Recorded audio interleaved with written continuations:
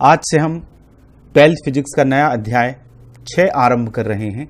हमारे अध्याय का नाम है विद्युत चुंबकीय प्रेरण, इलेक्ट्रोमैग्नेटिक इंडक्शन, जिसके भाग 1 को आज हम शुरू करेंगे। तो सबसे पहले हम देख लेते हैं कि आज इस चैप्टर में हम कौन कौन सी कॉन्सेप्ट को समझेंगे। तो आज हम अध्ययन करेंगे, सबसे पहले चूंकि नया चैप्टर है तो उसकी भूमिका, उसका परिचय, चुंबकीय फ्लक्स की कॉन्सेप्ट को समझेंगे। फैराडे और हेनरी ने इस संबंध में, विद्युत चुंबकीय प्रेरण के संबंध में जो प्रयोग किए हैं उनको समझेंगे और विद्युत चुंबकीय प्रेरण को समझेंगे। तो चलिए शुरू करते हैं। देखिए, हमने पिछले अध्यायों में चैप्टर 3 में, चैप्टर 4 में इलेक्ट्रिसिटी को पढ़ा। फर्स्ट चैप्टर जब हमने पढ़ा इलेक्ट्रोस्टैटिक, तो हमने स्थिर आवेश को पढ़ा। फिर आपने बहुत सारे सर्किट पढ़े, इंस्ट्रूमेंट पढ़े, विद्युत धारा को पढ़ा, और फिर आपने मैग्नेट को पढ़ा।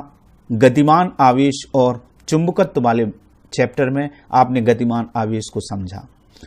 पहले 19वीं शताब्दी के आरंभ में विद्युत और चुंबकत्व असंबद्ध परिघटनाएं मानी जाती थी कि इनका कोई संबंध नहीं है, लेकिन ऑस्टेड और एम्पियर जैसे वैज्ञानिकों ने अपने प्रयोगों के द्वारा हमें यह बताया कि इलेक्ट्रिसिटी और मैग्नेटिज्म, विद्युत और चुंबकत्व एक दूसरे से रिलेटेड हैं, एक दूसरे से संबंधित हैं। ऑस्टेड पिछले चैप्टर में हमने पढ़ा। हैंस क्रिश्चियन ऑस्टेड ने हमें यह बताया कि जब किसी चालक में विद्युत धारा प्रवाहित की जाती है तो इसके आसपास चुंबकीय क्षेत्र उत्पन्न होता है, विद्युत से मैग्नेटिक फील्ड क्रिएट होता है। ऑस्टेड ने ये प्रयोग करके हमें बताया। ये बहुत बड़ी खोज थी, लेकिन इस खोज के बाद एक प्रश्न उठा कि क्या इसके विपरीत का प्रभाव संभव है? जब चुंबकीय क्षेत्र, जब विद्युत धारा से चुंबकीय क्षेत्र उत्पन्न किया जा सकता है, तो क्या चुंबकीय क्षेत्र से विद्युत धारा उत्पन्न की जा सकती है? इस बाबत रिसर्च की गई, बहुत सारी रिसर्च की, और रिसर्च की दो वैज्ञानिकों ने, माइकल फैराडे और जोसेफ हेनरी। इंग्लैंड के वैज्ञानिक माइकल फैराडे ने और अमेरिका के जोसेफ हेनरी ने कई वर्षों तक चुंबक और कुंडली के साथ प्रयोग करते रहे, और उसके बाद उन्होंने ये प्रमाणित किया अपने प्रयोगों से कि परिवर्तनशील चुंबकीय क्षेत्र से बंद कुंडली में धारा उत्पन्न की जा सकती है। उन्हीं प्रयोगों को हम समझेंगे। विद्युत चुंबकीय प्रेरण को समझने से पहले हमें, जबकि हम फैराडे और हेनरी के प्रयोगों को समझें, एक बहुत महत्वपूर्ण कॉन्सेप्ट को, अवधारणा को हमें समझना होगा, और वो अवधारणा है चुंबकीय फ्लक्स की। देखिए, विद्युत चुंबकीय प्रेरण की खोज एक साधारण घटना नहीं थी। इस घटना ने, जो आधुनिक आप जीवन देख रहे हैं, यदि फैराडे ने विद्युत चुंबकीय प्रेरण की खोज नहीं की होती तो बिजली नहीं होती। डायनेमो का आविष्कार, जनरेटर, ट्रांसफार्मर, ये सब चीजें जो आप देख रहे हैं आधुनिक दुनिया में, वो सब विद्युत चुंबकीय प्रेरण है। तो सबसे पहले हम चुंबकीय फ्लक्स को समझें। हालांकि आपने इलेक्ट्रोस्टैटिक के चैप्टर में, फर्स्ट यूनिट में, विद्युत फ्लक्स को समझा है। जिस तरह से विद्युत फ्लक्स है वैसे ही चुंबकीय फ्लक्स होता है। तो क्षेत्रफल सदिश की, एरिया वेक्टर की कॉन्सेप्ट आपने समझी है। एरिया या क्षेत्रफल एक सदिश राशि होती है जिसमें परिमाण के साथ साथ दिशा भी होती है।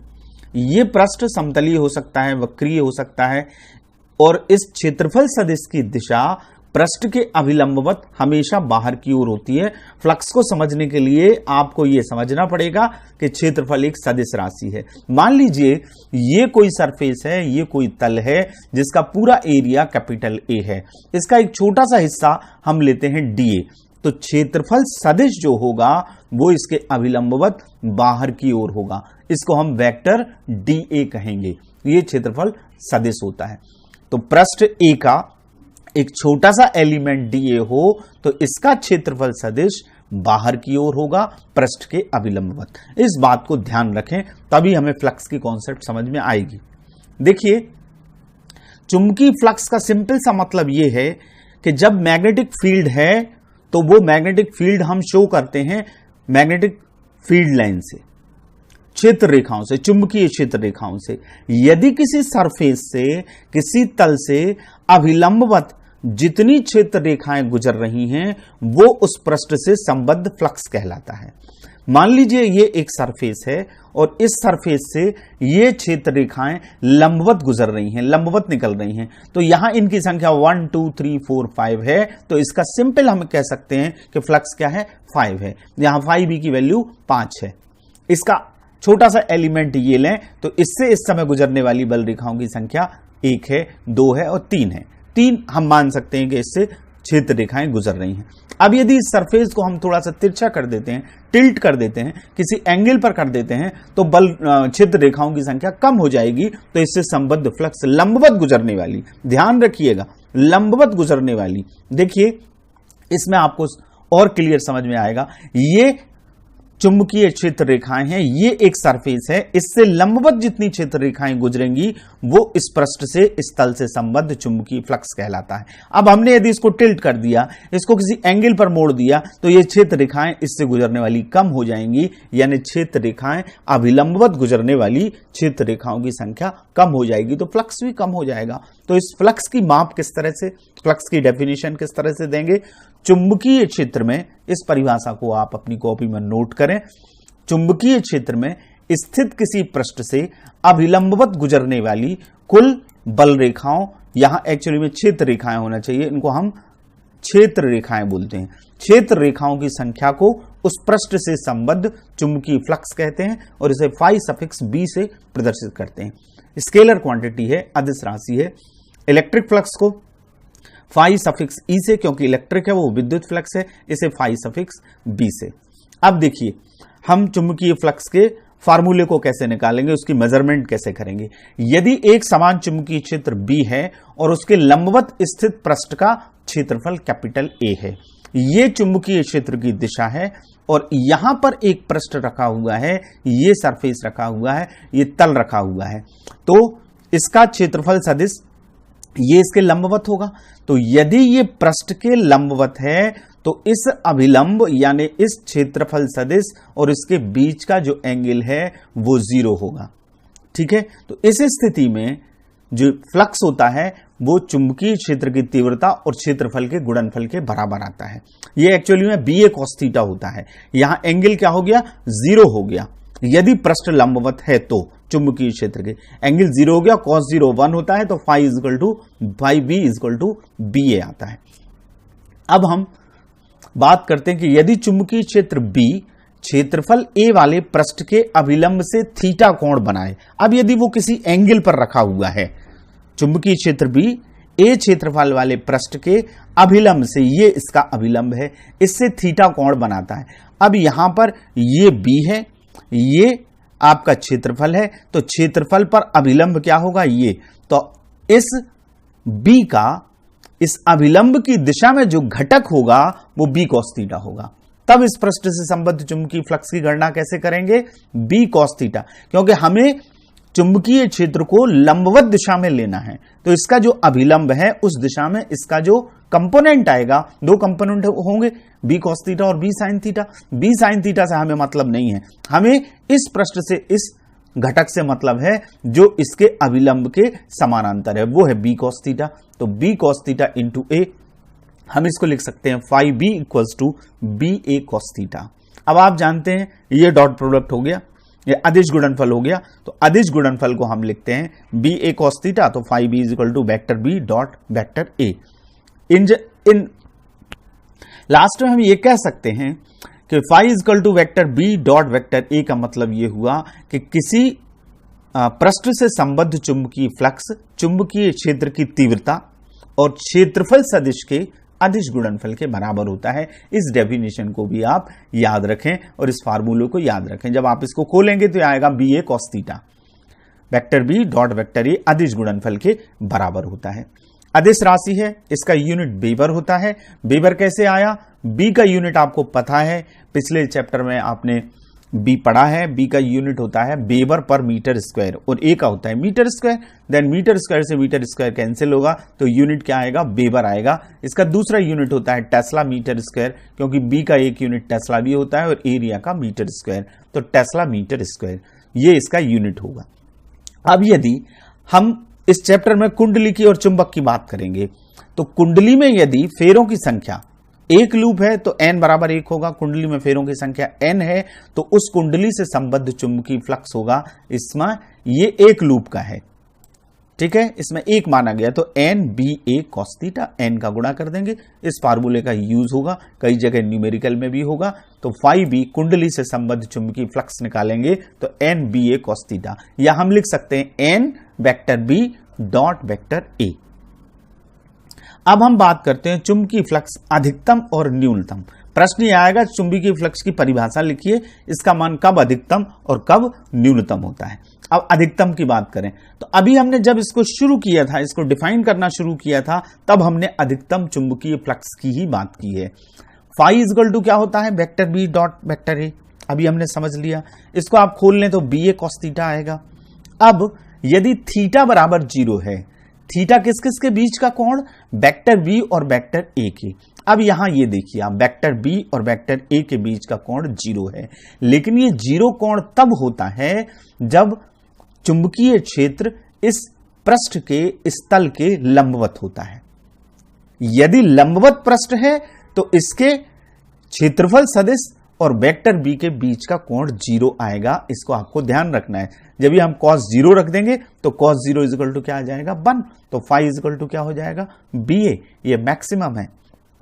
तो हम इन वर्ड्स हम कह सकते हैं, यदि चुंबकीय क्षेत्र तल के लंबवत या तल के अभिलंब के अनुदिश, चुंबकीय क्षेत्र इस तल के लंबवत या तल पर अभिलंब क्या है, ये है अभिलंब के अनुदिश होता है, तो उस तल से संबद्ध चुंबकीय फ्लक्स अधिकतम होता है।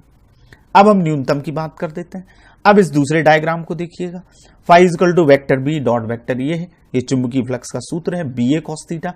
अब यदि थीटा इक्वल टू 90 डिग्री हो, 90 कैसे, ये चुंबकीय क्षेत्र की दिशा है, चुंबकीय क्षेत्र वेक्टर की, ये इसके सदिश क्षेत्रफल सदिश की दिशा है, इन दोनों के बीच का कोण क्या है, ये 90 डिग्री है। लंबवत हैं, देखिए लंबवत कब होंगे, यहां स्पष्ट रूप से चित्र में दिख रहा है कि जब ये तल चुंबकीय क्षेत्र के समानांतर होता है तब वेक्टर बी और वेक्टर ए के बीच का कोण 90 डिग्री होता है, cos 90 0 होता है, that's why phi B equals to क्या हो जाएगा 0। तो हम ये कह सकते हैं कि यदि चुंबकीय क्षेत्र तल के समानांतर या तल के अभिलंब के लंबवत, ये देखिए तल का अभिलंब ये है, इसके लंबवत होता है, तो उससे संबद्ध चुंबकीय फ्लक्स न्यूनतम होता है। चुंबकीय क्षेत्र तल के समानांतर तो चुंबकीय फ्लक्स न्यूनतम, चुंबकीय क्षेत्र तल के लंबवत तो चुंबकीय फ्लक्स अधिकतम। तो ये दोनों बातें आपने फ्लक्स के बारे में पूरा हमने कॉन्सेप्ट समझ लिया। पूरा चैप्टर फ्लक्स पे डिपेंड है, फ्लक्स में परिवर्तन होगा तो प्रेरित विद्युत वाहक बल और प्रेरित धारा उत्पन्न होगी। फैराडे ने हमें ये बताया। अब हम फैराडे के प्रयोगों को समझने से पहले इसको जनरलाइज कर लें। ये हमने अभी एक छोटे क्षेत्रफल की बात की थी। यदि किसी सरफेस को बहुत सारे उसमें पृष्ठ हैं, यदि विभिन्न भागों पर चुंबकीय क्षेत्र के परिमाण और उनकी दिशाएं अलग अलग हैं, तो उनसे गुजरने वाला चुंबकीय फ्लक्स क्या होगा, vector B dot vector A होता है। मान लीजिए ये B1 है और यहां पर एक छोटा सा सरफेस है, वो उसका क्षेत्रफल सदिश वेक्टर DA1 है। इसी तरह से ये B2 है, यहां पर चुंबकीय क्षेत्र की तीव्रता और सरफेस क्या है DA2 है, और ऐसे ही B3 और DA3 है। तो सब के चुंबकीय फ्लक्सों का योग हो जाएगा summation all vector BI dot vector DI। यदि हमें पूरा निकालना है तो हम समाकलन से भी निकाल सकते हैं। यदि अल्पपृष्ठ DA से संबद्ध चुंबकीय फ्लक्स D फाई बी से शो किया जाए तो इस पूरे संपूर्ण तल से जो चुंबकीय फ्लक्स आएगा वो इसका समाकलन आएगा। तो हम इसका समाकलन कर देंगे। D फाई बी का मान आएगा vector B dot vector DA, यानी BDA cos थीटा। इसको हमने डॉट प्रोडक्ट को खोल दिया, BDA cos थीटा। जब पूरे पृष्ठ का निकालना हो, कंडीशन क्या हो, चुंबकीय क्षेत्र का परिमाण और दिशाएं अलग अलग हों, तब फ्लक्स निकालने के लिए हम क्या करेंगे, इंटीग्रेशन कर देंगे या अलग अलग एलिमेंट का निकाल के उनको जोड़ देंगे, तो कुल चुंबकीय फ्लक्स आ जाएगा। अब हम बात करते हैं फैराडे और हेनरी के प्रयोगों की। फैराडे ने सबसे पहला प्रयोग किया चुंबक द्वारा धारा का प्रेरित होना। इसको हम समझ लेते हैं। इसमें उन्होंने क्या किया कि एक तांबे की कुंडली C1 के सिरों पर एक धारा मापी को जोड़ा गया। गैल्वेनोमीटर आपने पिछले अध्याय में डिटेल में समझ लिया है। गैल्वेनोमीटर वो यंत्र जिससे धारा की उपस्थिति का पता लगाया जाता है। जिससे धारा बह रही है परिपथ में, डिफ्लेक्शन आ जाएगा, पता लग जाता है कि धारा इसमें बह रही है या नहीं बह रही है। उसकी इंटेंसिटी का, उसकी उपस्थिति का, प्रेजेंस का पता लगाता है धारामापी। तो धारामापी को जोड़ा गया और NS एक क्या है, बार मैग्नेट है। जब ये बार मैग्नेट को इस कुंडली के सामने स्थिर रखा गया तो ये देखा गया कि इसमें कोई विक्षेप उत्पन्न नहीं होता इस गैल्वेनोमीटर में, ठीक है। लेकिन जब इस चुंबक के N ध्रुव को इसके पास लाया गया, इस N ध्रुव को इसके पास मूव कराया गया, तो धारामापी में एक डिफ्लेक्शन आ गया। धारामापी में विक्षेप उत्पन्न होने का मतलब यह है कि धारा उत्पन्न हो रही है, तो इसमें एक विक्षेप उत्पन्न हुआ, ये इस तरफ डिफ्लेक्ट हो गई। तीसरी बात यह देखी गई कि जब चुंबक के N ध्रुव को कुंडली से दूर ले जाया जाता है तो भी धारामापी में पुनः विक्षेप उत्पन्न होता है, फिर से उसमें डिफ्लेक्शन आता है, लेकिन अब डिफ्लेक्शन की दिशा पहले से विपरीत हो जाती है। N को पास लेने पर डिफ्लेक्शन इस तरफ आ रहा था और N को दूर ले जाने पर डिफ्लेक्शन इस तरफ हो जाता है, यानी विक्षेप की दिशा विपरीत हो जाती है। चौथी बात, जब इस कुंडली के, इस चुंबक के S ध्रुव को इसके पास लाया गया तो भी धारामापी में विक्षेप प्राप्त हुआ, लेकिन N को जब पास लाए थे उससे विपरीत दिशा में प्राप्त हुआ। अगली बात यह हुई कि जब चुंबक के S ध्रुव को कुंडली से दूर ले जाया गया तो भी धारामापी में विक्षेप प्राप्त हुआ। और यदि चुंबक को स्थिर रखें और कुंडली को मूव कराएं, कुंडली को इसके पास लाएं या कुंडली को दूर ले जाएं, तो भी धारामापी में विक्षेप उत्पन्न हो जाता है। इस प्रयोग से जो बातें निकली उस पर हम आगे चर्चा करेंगे। और एक बात और, जितनी तेजी से चुंबक या कुंडली को मूव कराया जाता है उनमें आपस में सापेक्षिक गति कराई जाती है, धारामापी का डिफ्लेक्शन भी उतना ज्यादा होता है। तो इस प्रयोग 1 से यह निष्कर्ष निकला, हमने ये देखा कि जब एक चुंबक के N ध्रुव को कुंडली के पास लाते हैं या कुंडली से दूर ले जाते हैं, S को पास लाते हैं या दूर ले जाते हैं, या चुंबक को स्थिर रखें और कुंडली को चलाएं, तो कुंडली में धारा उत्पन्न हो जाती है। इससे यह निष्कर्ष निकला कि जब एक चुंबक और कुंडली के बीच में आपेक्षिक गति कराई जाती है तो कुंडली में धारा उत्पन्न होती है। यदि कुंडली बंद है तो धारा उत्पन्न होती है, और नहीं तो कुंडली में विद्युत वाहक बल उत्पन्न होता है, जिसको प्रेरित धारा, इंड्यूस्ड करंट कहते हैं। यह प्रयोग, पहला प्रयोग था फैराडे का। अब हम दूसरे प्रयोग पर बात करते हैं। दूसरे प्रयोग में फैराडे ने क्या किया कि अब धारा से प्रेरित धारा किस तरह से उत्पन्न होती है। अभी हम चुंबक और कुंडली से प्रयोग को कर रहे थे, एक चुंबक और एक कुंडली को हमने लिया पहले प्रयोग में। अब यदि पहले प्रयोग में हमने चुंबक लिए तो चुंबक के स्थान पर एक बैटरी से जुड़ी हुई दूसरी कुंडली C2, जो इस डायग्राम में आपको दिख रही है, C2 ली जाए। अब जब कुंडली बैटरी से जुड़ी हुई है, इस कुंडली में धारा बह रही है, इस C2 को C1 के पास लाया जाता है या दूर ले जाया जाता है तो इससे जुड़े हुए धारामापी में विक्षेप उत्पन्न होता है, यानी कि धारामापी में इस कुंडली में C1 में धारा उत्पन्न होती है। यदि हम C2 को स्थिर रखें और C1 को चलाएं तो भी प्रेरित धारा उत्पन्न होती है। यह प्रयोग नंबर 2 था। तीसरे प्रयोग में फैराडे ने क्या किया कि अब उसने 2 कुंडलियां ली, और इसमें और एक खास बात हुई, वो ये हुई कि ये C1 और C2 कुंडली है, C1 में ये बैटरी लगी हुई है और एक दाब कुंजी K लगी हुई है, ठीक है।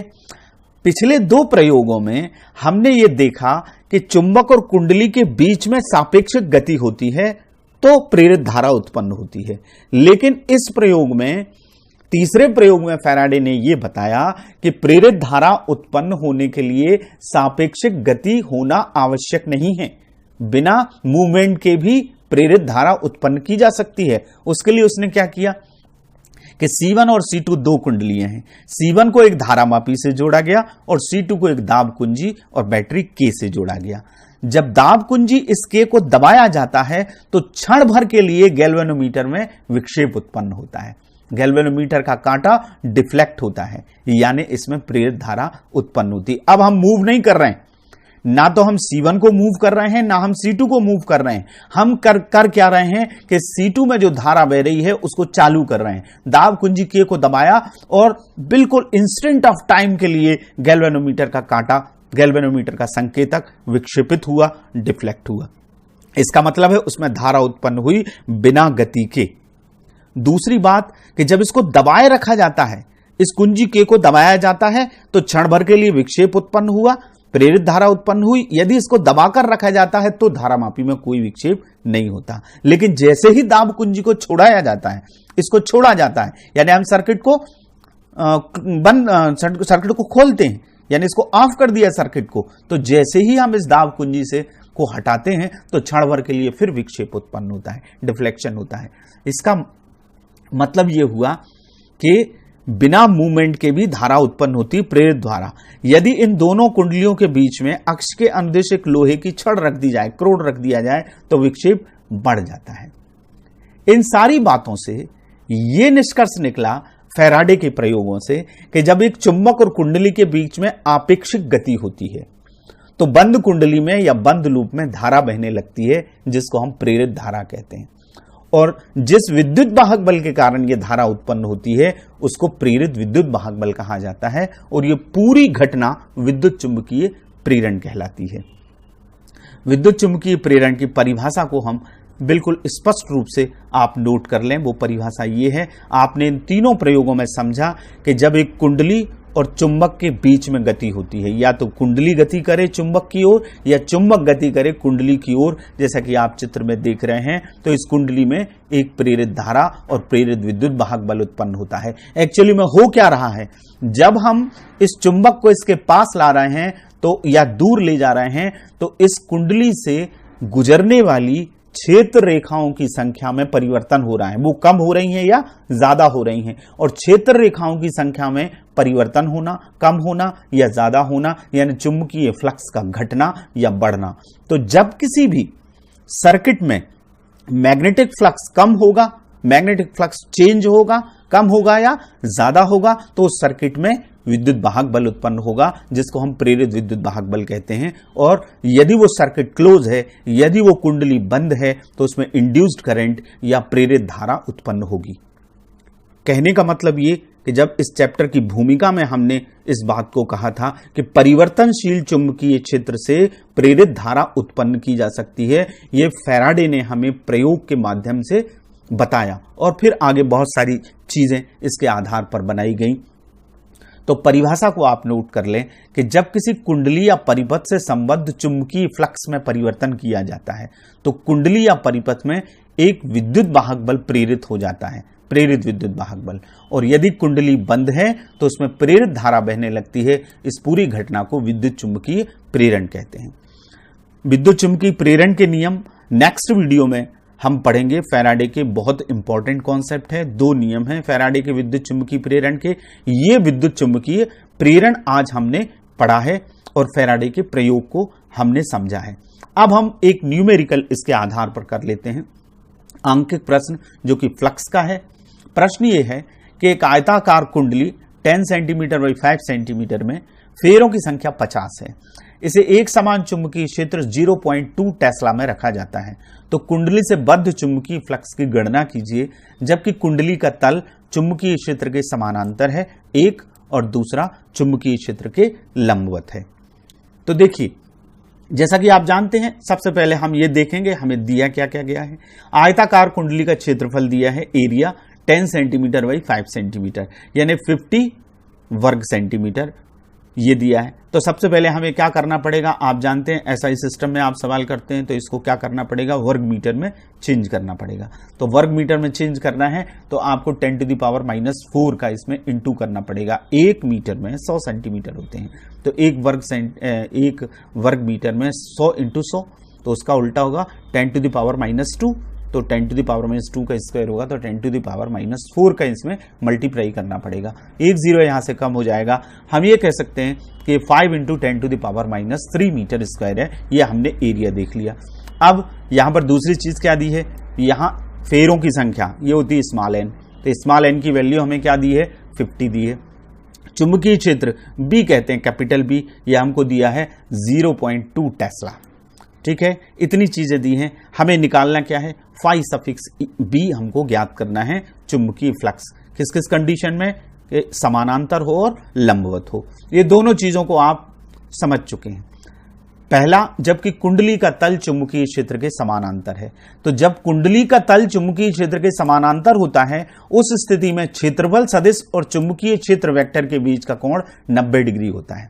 समानांतर होगा तो थीटा बराबर क्या होगा, 90 डिग्री होगा।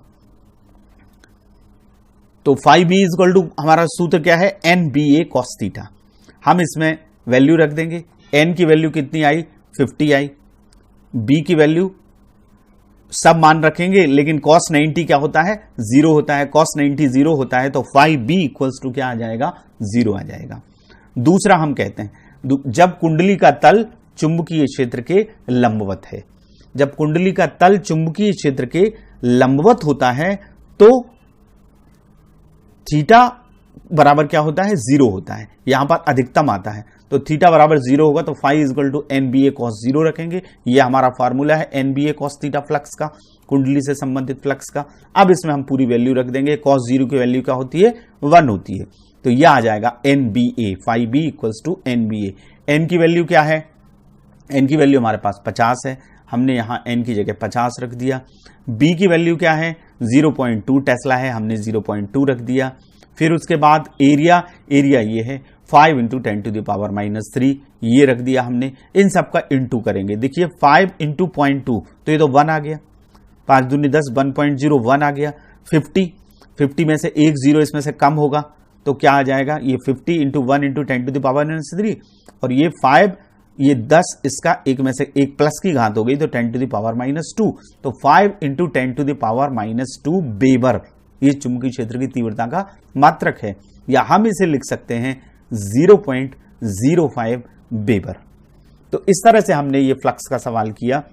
इसमें आपको ये देखना है कि ये समानांतर है और लंबवत है। यदि कुंडली का तल चुंबकीय क्षेत्र के समानांतर होता है तो थीटा का मान क्या होता है, 90 डिग्री होता है, और यदि कुंडली का तल चुंबकीय क्षेत्र के लंबवत होता है तो थीटा का मान क्या होता है, 0 डिग्री होता है। ये दोनों चीजें हमने फ्लक्स को जब पढ़ा तब समझ लिया है।